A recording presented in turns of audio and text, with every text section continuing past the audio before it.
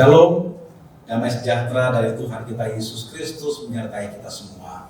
Harapan saya Bapak Ibu Saudara dalam kondisi yang sehat dan dapat terus menikmati anugerah Tuhan apapun kondisi kehidupan kita saat ini. Sebelum kita memulai aktivitas kita sepanjang hari ini, marilah kita bersama-sama mengambil waktu teduh kita bersama dengan Tuhan dan kita mau merenungkan firman Tuhan. Saya mengajak kita bersama-sama siapkan hati, mari kita berdoa. Bapa kami di dalam surga, kami bersyukur kepada-Mu Tuhan. Hari ini Tuhan masih memberikan kami nafas kehidupan, Tuhan masih memberikan kami hari yang baru, dan itu artinya juga akan ada berkat Tuhan yang baru bagi kami pada hari ini. Dan Tuhan, sebelum kami mengisi hari-hari yang Kau berikan sepanjang hari ini, biarlah kami boleh merenungkan firman Tuhan yang menjadi penuntun kehidupan kami. Berkatilah waktu ini Tuhan. Di dalam nama Tuhan kami Yesus Kristus kami berdoa, kami memohon dan kami bersyukur. Amin. Bapak Ibu Saudara, pada pagi hari ini kita akan merenungkan satu bagian firman Tuhan yang diambil dari Yeremia pasal yang ke-29 ayatnya yang pertama hingga ayat yang ke-11. Saya berikan tema renungan kita pada hari ini, indah pada waktunya. Saya akan bacakan kepada Bapak Ibu Saudara firman Tuhan di kitab Yeremia pasal 29 ayat yang pertama hingga ayat yang ke-11. Demikian firman Tuhan. Beginilah bunyi surat yang dikirim oleh Nabi Yeremia dari Yerusalem kepada tua-tua di antara orang buangan, kepada imam-imam, kepada nabi-nabi, dan kepada seluruh rakyat yang telah diangkut ke dalam pembuangan oleh Nebukadnezar dari Yerusalem ke Babel. Itu terjadi sesudah Raja Yekonya beserta ibu suri, pegawai-pegawai istana, pemuka-pemuka Yehuda dan Yerusalem, tukang dan pandai besi telah keluar dari Yerusalem. Surat itu dikirim dengan perantaraan Elasa bin Safan dan Gemaria bin Hilkiah yang diutus oleh Zedekia Raja Yehuda ke Babel kepada Nebukadnezar Raja Babel. Bunyinya, beginilah firman Tuhan semesta alam, Allah Israel, kepada semua orang buangan yang diangkut ke dalam pembuangan dari Yerusalem ke Babel. Dirikanlah rumah untuk kamu diami, buatlah kebun untuk kamu nikmati hasilnya. Ambillah istri untuk memperanakan anak laki-laki dan perempuan. Ambilkanlah istri bagi anakmu laki-laki dan carikanlah suami bagi anakmu perempuan, supaya mereka melahirkan anak laki-laki dan perempuan, agar di sana kamu bertambah banyak dan jangan berkurang. Usahakanlah kesejahteraan kota kemana kamu aku buang. Dan berdoalah untuk kota itu kepada Tuhan, sebab kesejahteraannya adalah kesejahteraanmu. Sungguh, beginilah firman Tuhan semesta alam, Allah Israel. Janganlah kamu diperdayakan oleh nabi-nabimu yang ada di tengah-tengahmu dan oleh juru-juru tenungmu, dan janganlah kamu dengarkan mimpi-mimpi yang mereka mimpikan, sebab mereka bernubuat palsu kepadamu demi namaku. Aku tidak mengutus mereka. Demikianlah firman Tuhan. Sebab beginilah firman Tuhan, apabila telah genap 70 tahun bagi Babel, barulah aku memperhatikan kamu. Aku akan menepati janjiku itu kepadamu dengan mengembalikan kamu ke tempat ini. Sebab aku ini mengetahui rancangan-rancangan apa yang ada padaku mengenai kamu.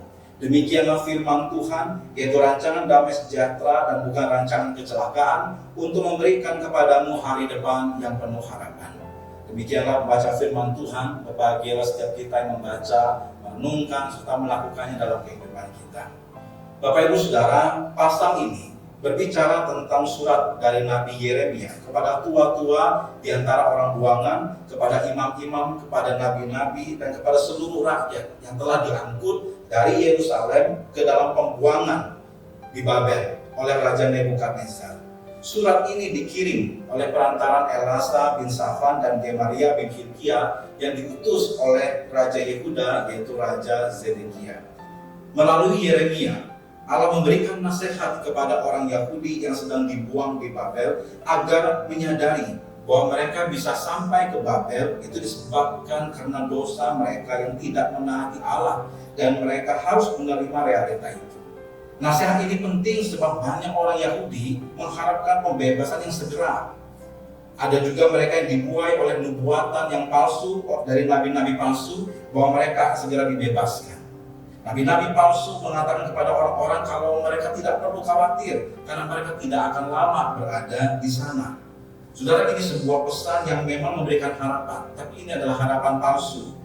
Bahaya berita palsu bagi orang Israel akan terlihat setelah periode waktu dinubuatkan berlalu dan orang-orang melihat bahwa tidak ada yang berubah.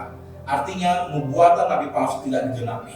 Kalau demikian, maka harapan orang Israel akan runtuh dan semangat mereka patah dan akhirnya hidup mereka tidak bisa menjadi berkat. Oleh karena itu, Yeremia memberikan nasihat agar jangan habiskan waktu untuk melakukan usaha yang sia-sia. Lebih baik mereka sadar bahwa semuanya sudah terjadi adalah konsekuensi dosa mereka dan belajar menerima realita ini sebagai kehendak Allah. Intinya Yeremia ingin mengatakan kepada mereka bahwa meskipun kalian tidak menginginkan yang terjadi sekarang ini, dan meskipun kalian berharap untuk situasi yang berbeda, realitanya adalah bahwa kalian berada dalam situasi yang tidak akan diselesaikan dalam semalam. Jadi sadari dan terima realita ini. Tuhan yang akan memberikan hikmat di dalam mengisi waktu yang ada selama di pembuangan. Dan inilah hikmat daripada Tuhan kepada mereka.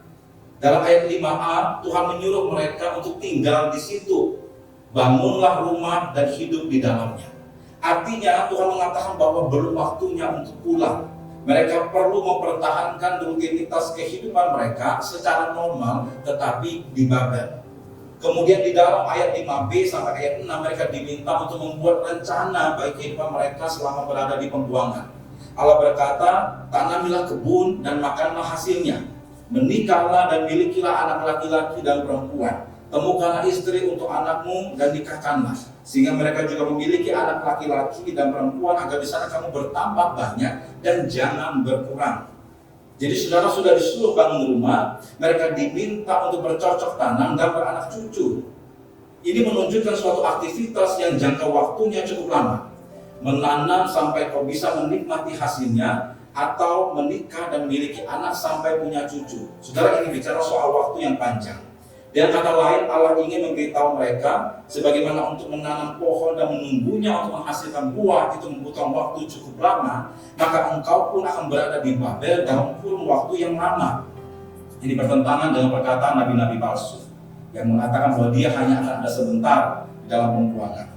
Jadi Tuhan mengatakan bahwa kau akan ada lama di situ, maka nikmati hari-harimu yang ada di sana. Bercocok tanam dan beranak cuculah, supaya setiap hari selalu ada yang kau nantikan, ada yang kau lihat, dan ada yang kau rawat.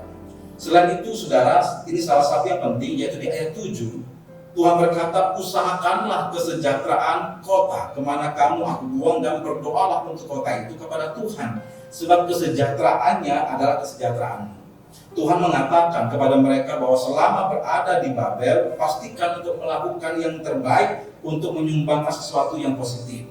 Jadilah orang yang bisa memberikan pengaruh bagi orang-orang yang membutuhkan, jangan hanya sekedar melewatkan waktu.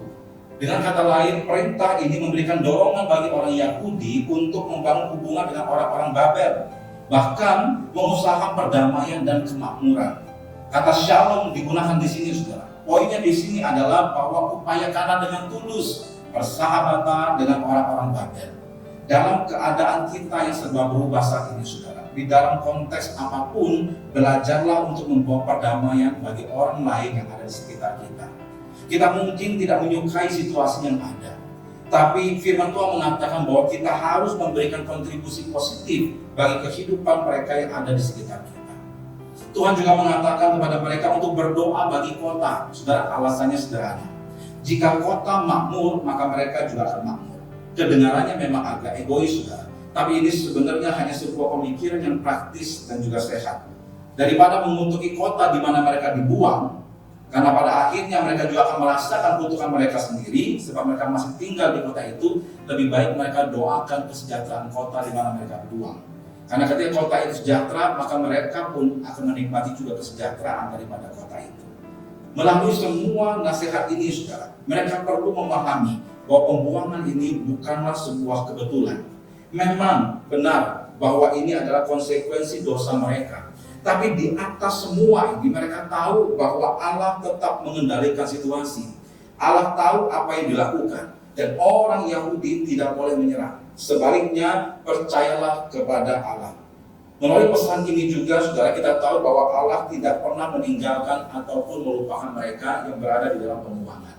Kemudian di ayat ke-8-9 kita melihat bahwa nabi-nabi palsu di antara orang Ibrani itu telah mengatakan kepada mereka bahwa mereka hanya akan berada di sana selama beberapa tahun. Padahal mereka hanya memiliki atau mengetahui sepotong kebenaran dan mereka menggunakannya itu untuk keuntungan pribadi mereka sendiri.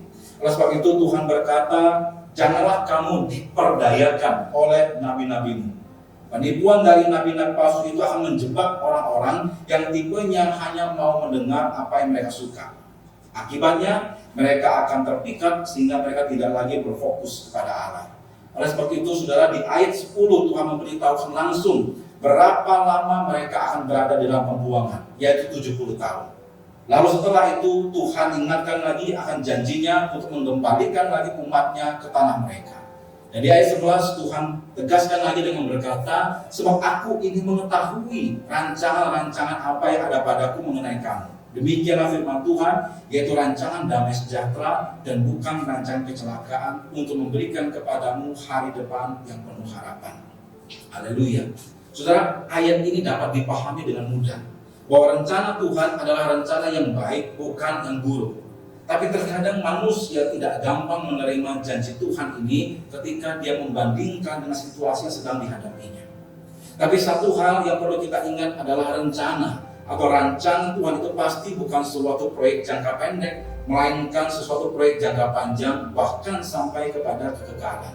Oleh sebab itu memang sulit untuk manusia mengerti rencana Allah sebelum manusia itu mengalami atau menjalaninya sendiri secara keseluruhan. Maka saudara, untuk saat ini tepatlah kalau Tuhan berkata kepada umatnya, percayalah kepada firman-Ku atau janji-Ku meskipun engkau sedang berada dalam pembuangan. Bapak Ibu Saudara, apapun kesuraman hidup yang kita alami saat ini, satu hal yang pasti bahwa Tuhan memiliki rencana yang baik bagi kita. Kita perlu memahami bahwa pesan Tuhan ini disampaikan kepada umatnya yang sedang berada di dalam pembuangan, tempat yang tentu memberi ketidaknyamanan dan perasaan keterasingan sebagai orang buangan.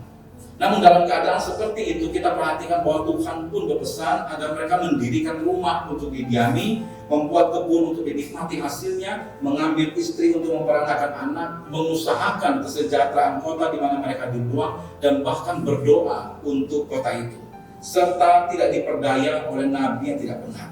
Artinya saudara, Tuhan mau agar mereka hidup apa adanya, secara normal, sama seperti ketika berada di tempat mereka sendiri. Namun tidak berhenti sampai di situ. Dikatakan Tuhan bahwa sampai genap waktunya nanti Tuhan berjanji akan memberikan hari depan yang penuh harapan. Saudara, prinsip yang sama berlaku juga bagi kita umat Tuhan yang tinggal di zaman ini. Kita tahu bahwa saat ini kita seperti berada di sebuah situasi pembuangan atau kita bisa sebut pandemi, di mana kita hidup di tempat yang sama tetapi dengan kondisi yang tidak sama. Kondisi yang lebih sulit dalam segala aspek kehidupan dari masa sebelumnya. Kondisi yang kita sebut sebagai new normal. Mungkin juga terlepas dari faktor pandemi, saat ini kita sedang kehilangan orang yang kita kasihi. Bisnis kita sedang hancur, keluarga kita sedang bermasalah, hubungan kita dengan sesama kurang baik, dan berbagai macam keadaan yang membuat hidup kita terus mengalami kegelapan. Namun, Bapak Ibu Saudara, apapun yang sedang terjadi dalam kehidupan Bapak Ibu Saudara saat ini, firman Tuhan hari ini berkata kepada kita bahwa Tuhan ingin kita tetap menikmati hidup kita, tetap produktif, tetap taat kepada firman-Nya, dan tetap teguh di dalam iman kepadanya sampai rencananya yang indah digenapi di dalam hidup kita. Milikilah keyakinan yang teguh bahwa rencana Tuhan akan indah pada waktunya. Sambil menanti, saudara tetaplah menikmati hidup dan taatlah kepada firman-Nya dalam kita menjalani hidup sehari-hari kita. Dan nanti ketika sudah tiba waktunya, maka kita akan menikmati keindahan bersama dengan Tuhan, sesuai dengan waktunya Tuhan. Kiranya melalui renungan ini setiap kita boleh diberkati, boleh dikuatkan, boleh diteguhkan bahwa Tuhan tidak pernah lepas kontrol dalam hidup kita. Tuhan senantiasa memegang kendali atas hidup kita. Ada rencana Tuhan yang sedang kita jalani, rencana Tuhan yang sedang berproses dalam kehidupan kita. Amin. Mari kita berdoa. Bapa kami dalam surga, kami bersyukur Tuhan kalau hari ini kami boleh merenungkan satu lagi contoh penyertaan Tuhan kepada umat-Nya. Umat Israel berada dalam pembuangan oleh karena dosa mereka sendiri, tapi Tuhan ingatkan mereka supaya mereka tetap bersandar percaya kepada Tuhan meskipun mereka sedang dalam kesusahan. Tuhan tidak pernah meninggalkan mereka. Dan kami pun juga Tuhan mau belajar, apapun kondisi kami saat ini ya Tuhan. Kami tahu bahwa kami sedang berada di dalam rencananya Tuhan.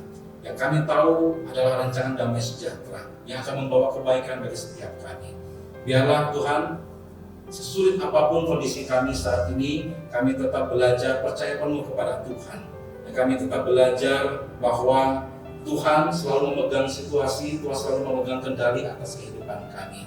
Dan Tuhan tolong supaya kami boleh tetap menjadi berkat, meskipun situasi sedang tidak baik, dimanapun kami berada, siapapun yang kami ketemui, kami tetap menjadi pribadi yang bisa menjadi berkat, bisa membawa terang, bisa mengharumkan nama Tuhan dimanapun kami berada. Terima kasih ya Tuhan untuk renungan pada hari ini. Dan biarlah Tuhan pun memberkati aktivitas kami sepanjang hari ini.